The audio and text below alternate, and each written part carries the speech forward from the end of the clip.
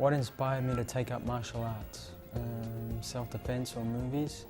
I'd have to say it was a combination of both. I was pushed around a lot as a kid. I was smaller in my class. I was the smallest kid in my class. So my father took me to the local boxing club. I studied boxing and some karate. So they were the big influences, just purely for self-defense. And then there was Jackie Chan movies, the greatest influence of all. Drunken Master, Snake and the Eagle's Shadow, and Fearless Hyena were the three films for me that really took a big right turn when it came to a different direction, a new direction of the type of film that were being released at the time. And you can see Jackie is just leaps and bounds ahead of any other performer, comedic performer or kung fu performer of that generation at that time. For me, he really stood out, and yeah, that's what really brought him to prominence. Drunken Master is the classic. Fearless Hyena is my favorite. I guess for pure fighting, it would probably have been Muhammad Ali, because it started with boxing and things like that, and he was always a big influence for me. Movies, of course, it was Jackie Chan. Bruce Lee, Jackie Chan. For me, it was Jackie.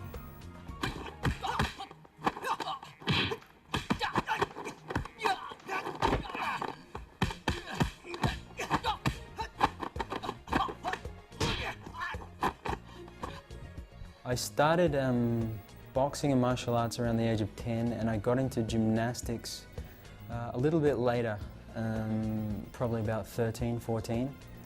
And I trained competitive gymnastics and began tumbling. And at 17, I snapped my Achilles tendon. So I got to a decent level where I was performing Australian sort of standard, and that really put me out of competition for a long time.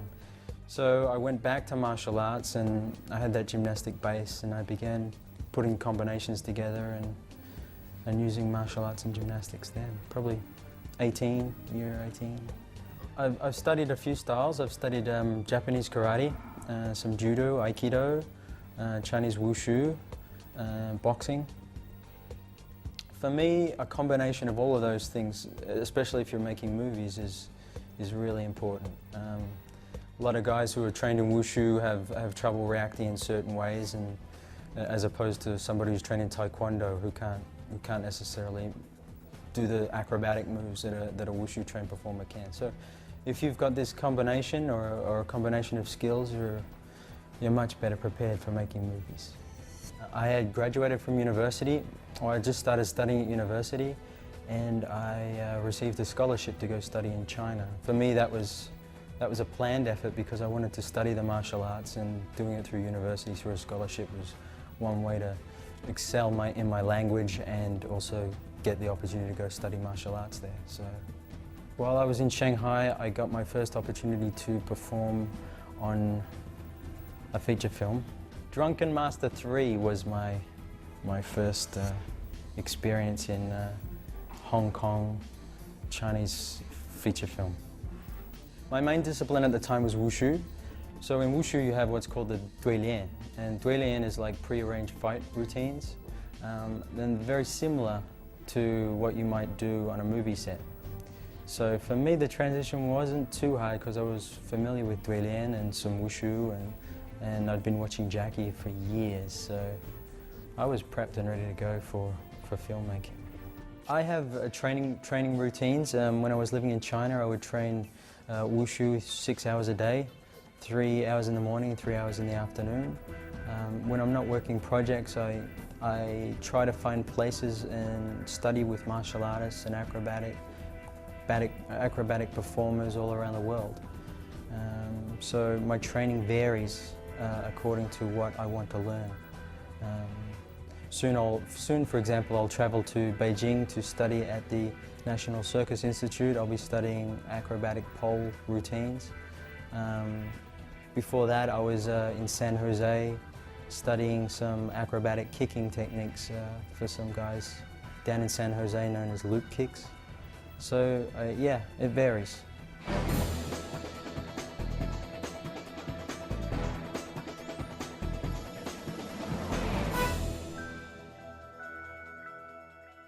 My first project with Jackie Chan and the Jackie Chan Stunt Team was a film called Mr. Nice Guy. How did I get involved with that project? I had just returned from studying in Shanghai. I think the year was 1996, and I was not working as a stuntman in Australia. Mr. Nice Guy was shot in Australia, in Melbourne, and I heard Jackie was working on a film there. And through some friends I managed to find out what the location was, and I managed to get down on set just to say hello and thank you to Jackie for all his years of influence and being an inspiration and all of that kind of thing. And I managed to get to say thank you to him, and I think I tweaked his interest because I was just a white kid but I could speak Chinese, and he asked how I learnt Chinese, and I told him that I was studying martial arts in China and the like, and he asked for a demonstration. So I put together a routine and showed him, and some acrobatic moves and things like that. And he asked some of the Jackie Chan stunt team to step in and show me some action to see if I could imitate that. And I did, and it seemed successful, and the next thing I knew he'd asked me if I'd like to come back and work for him the next day. The experience of Mr. Nice Guy was probably an extreme turning point in my whole life. You know, Jackie was the biggest influence growing up in my martial arts and in my whole life experience. Jackie was always involved because he was a hero to me. So getting the chance to meet with him and work with him was just an incredible experience, a dream come true. So at the end of Mr. Nice Guy, I expressed my gratitude for the opportunity, and he said, "You did a good job, and I will call you again." So I didn't know what to think of that, and I thought that's great, and life went on. I had chances to join with Cirque du Soleil and train with Cirque du Soleil at the time, and I was planning to go back to China to study more wushu and perhaps participate in international competition. And that next year, Jackie called again and offered me a role in the Jackie Chan stunt team for the shooting of Who Am I? It was made very clear to me that Jackie he was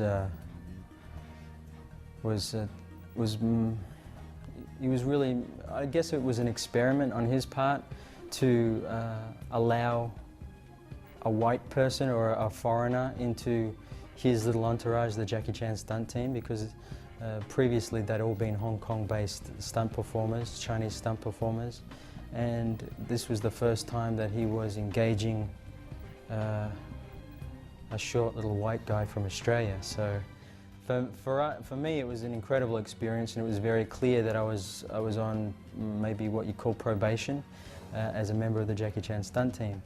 And my duties as a member of the Jackie Chan stunt team were to support Jackie at all times in all ways, to learn how to rig, how to choreograph, how to shoot a scene, remember how Jackie shoots his scenes, and to support the facilitation of the action choreography for Jackie. So that was my job on Who Am I? And it was a great experience. You know, I learned so much from the Hong Kong stunt guys. They taught me so much, they accepted me, and I worked as hard as I could.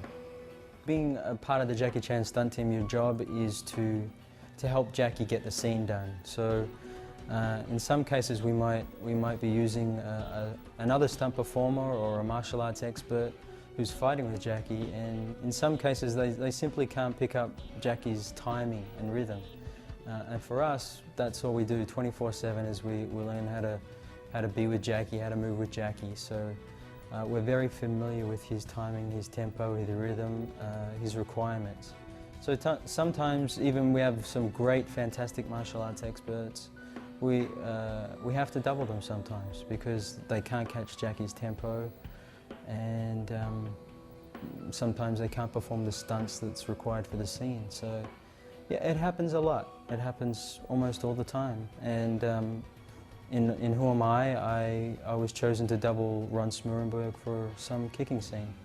You know, other stunt performers on Jackie's team doubled Ron for falling down, and we had fake legs for some kicking sequences, and all sorts of tricks.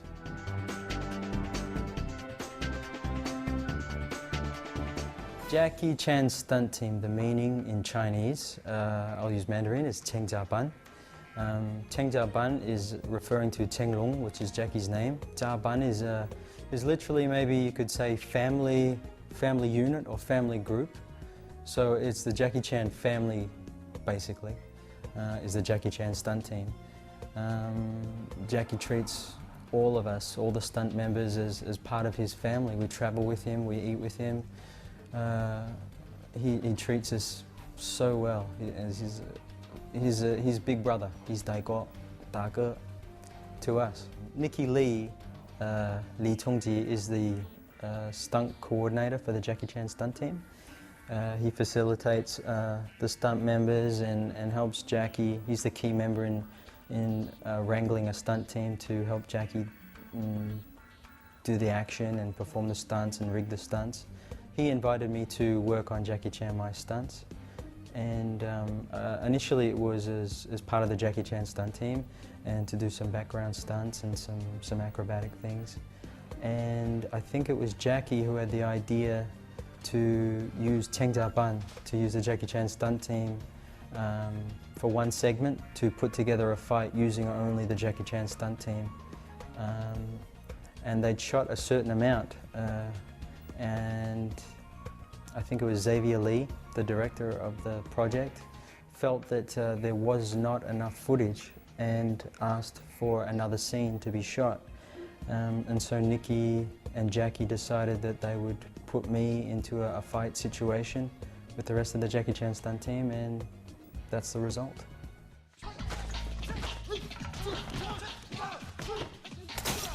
For me, it was simply a great opportunity to work with the Jackie Chan stunt team on camera with me featured in a role that would probably have been played by Jackie himself. So it was a great honour. It was a lot of fun to play with the boys, and that was the result. It was the middle of 1998. I got a call from the members of the Jackie Chan stunt team, and they told me to be in Hong Kong at a certain date and to be ready for Jackie's next project, which was to be called Gorgeous. I had no idea that I would be involved on camera and to such an extent. So, yeah, I had no clue. It was a big surprise. I arrived in Hong Kong and ready to work as a member of the stunt team, and all of a sudden I was handed a set of script notes and said that I was told that I was going to be the main villain of the piece, and it was a big surprise because I had not been told anything like that, and totally unexpected. So for me it was initial shock, and then it was just preparation for fighting with Jackie, which is what we pretty much always do on every project, except not to that much of a detail. So the learning experience was far greater than any other project I'd worked on before. We design the action day by day. We sort of have a rough idea of a beginning and an end. So I knew that in one fight sequence that I would actually beat Jackie, and the story arc provided for Jackie to make a comeback, so that was natural for us. But with regards to the actual fight sequence, I mean, that evolved step by step, according to what the location could provide for us and what my abilities at the time could provide for us, and what Jackie felt was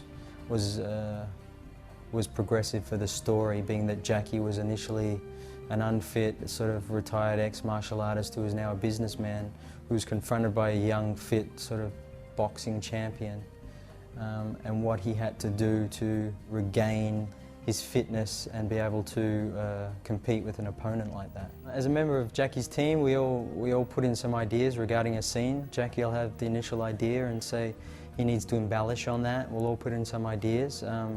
Our key choreographer for that project was Sam Wong, and his background is dancing and a little bit of martial arts and some gymnastic skills. So it was easy to work with him, knowing those kind of techniques, and he would invite me to embellish on some of his ideas, and together we worked out some moves that sort of showcased what I could do and helped Jackie tell the story. For me, I always feel I could have done better, and Jackie would tell that to me every day. He would say, do the best you can, because you know, when we're gone, this film will still be here, and people will see your work. So do your best and try to do the best you can. So for me, I feel proud. Proud of those sequences. I always feel that I could have done better, and some moves I always wanted to put into the fight sequences, but they just didn't fit the story arc. So I couldn't use some of the acrobatic techniques that I had prepared for the fight sequences. But as a fight sequence, it's not too bad. Jackie always told me to study acting and be able to perform. But I never wanted to be an actor as such. I just wanted to be a good stuntman. That was my goal, to be a good stuntman, a good member of the Jackie Chan stunt team. So for me, I always wanted to be a stuntman, and after Gorgeous, I mean, Gorgeous was a great opportunity, an acting role as well as a fighting role, and a lot of offers came in after that, and I was offered to pursue a career in acting, and I knocked it back because I still had my initial goal in mind of becoming a good stuntman. And that for me involves becoming a good choreographer, a good stunt coordinator, a good action director, a good editor. So they're my goals, they always have been my goals.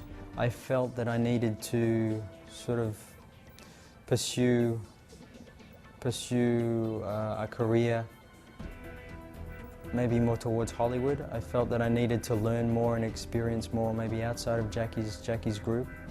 Not to leave Jackie's team, but just to gain more experience. So that was always my goal.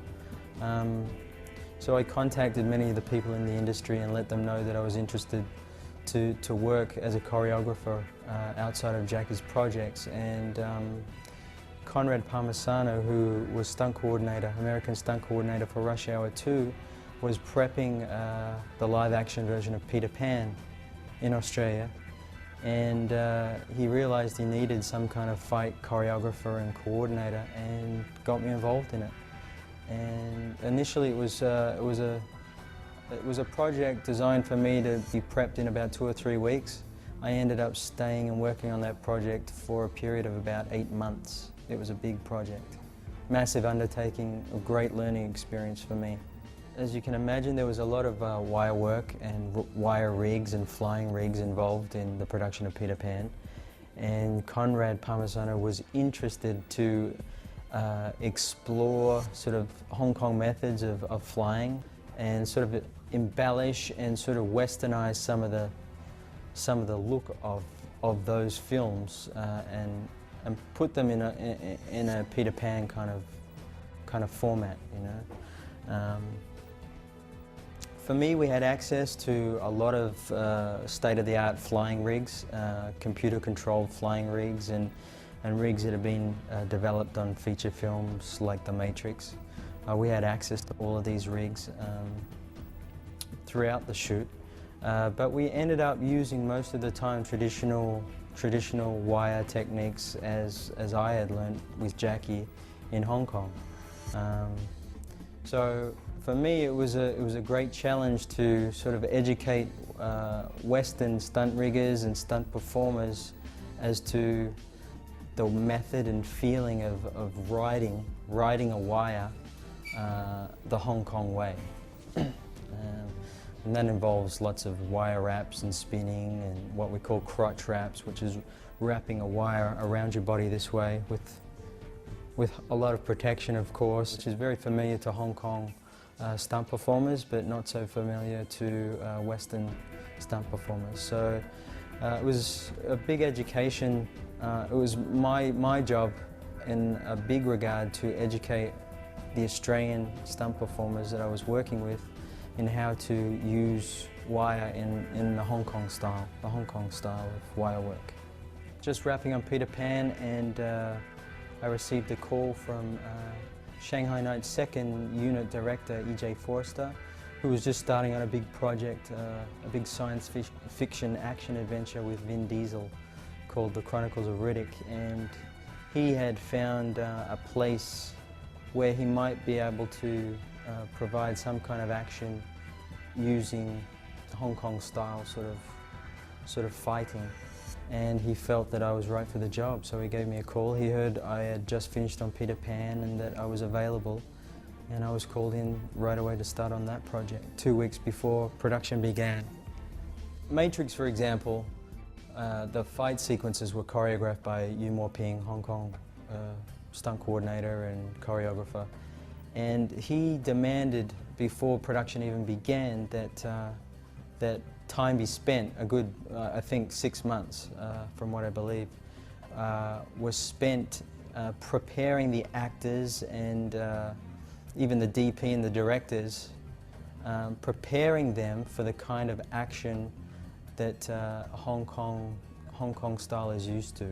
So he would put his actors through training, he would provide blocking tapes of the action style for the directors and for the DP to look at and consider.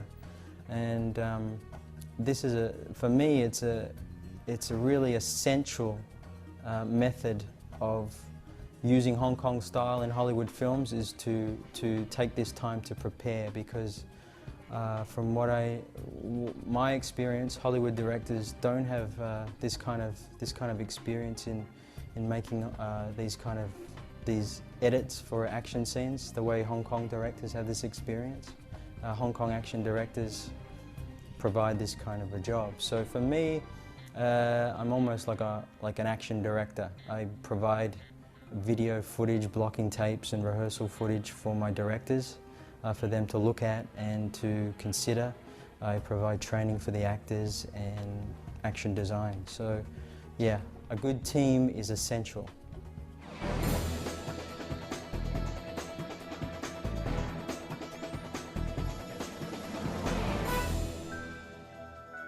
Jackie Chan has changed my life in so many positive ways. It's hard to find words to describe my relationship with Jackie, because he's done so much for me. He is my sifu, and sifu is a hard word to describe in English, but I mean, basically it might mean mentor or a teacher. For me, he's much more than that. Sometimes he's like a father, sometimes he's like a friend. Yeah. I can call him anytime, ask his advice. He said to me one day that his door is always open to me, and I'm always grateful for that. So yeah, he's really opened his arms and given me such a great chance to do the best that I can do in this business. And I hope I never let him down, because that's what motivates me to do the best I can. For me, I've been involved with Jackie and the Jackie Chan stunt team for about 8 years now. And I mean, I was so ignorant of the filmmaking process when I first started with him, and he has educated me in all ways, from how to shoot to how to choreograph, how to edit. These are the 3 key things when you make an action movie. So for me, the first 7 years of working with Jackie's team was all about learning these things. And when I had the opportunity to go outside of Jackie's team and work with other crews and other productions and bring this knowledge to their productions, some great things happened. So for me, Jackie has given an opportunity to help push the Hong Kong style through me and a lot of other guys, through Nicky Lee and Andy Chang and a lot of other of the prominent fight choreographers and coordinators out there who have this kind of experience. Jackie has given them all opportunities, and I think it helps the industry.